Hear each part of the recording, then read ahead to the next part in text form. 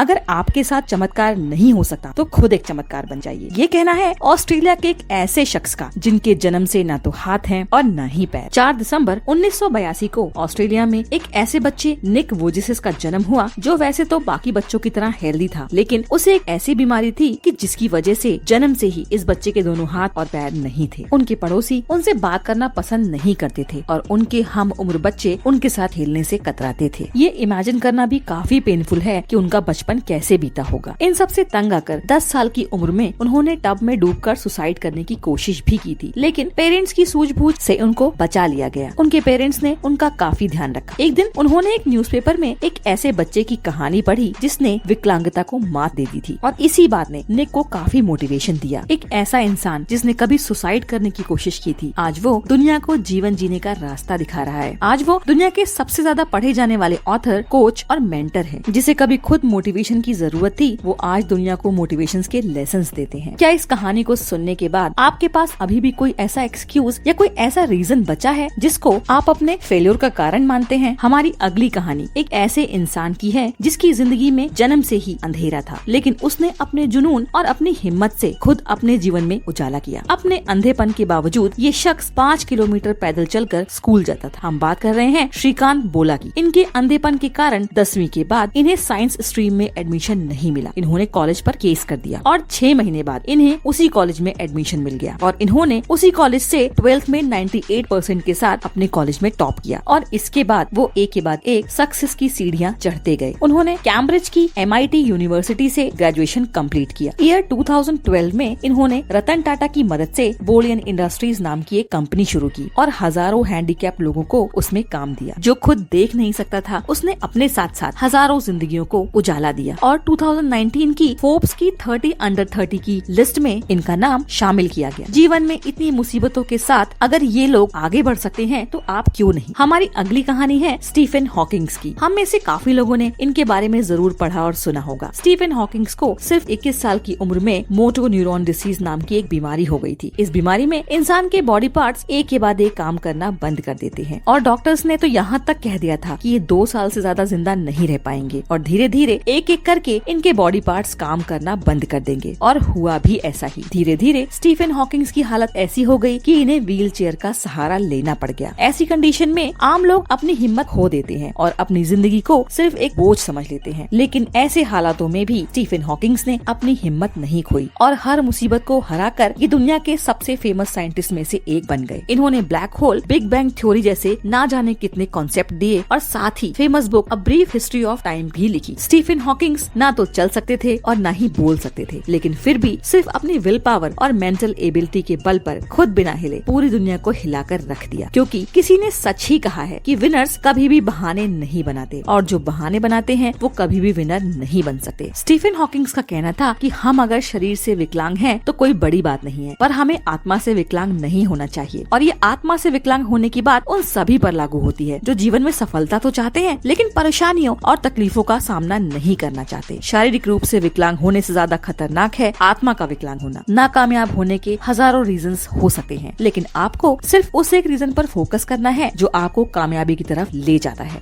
अगर आपने अभी तक हमारे चैनल को सब्सक्राइब नहीं किया है तो प्लीज सब्सक्राइब कीजिए और बेल आइकन को दबाइए ताकि आपको हमारे आने वाले वीडियोस की नोटिफिकेशन टाइमली मिल सके।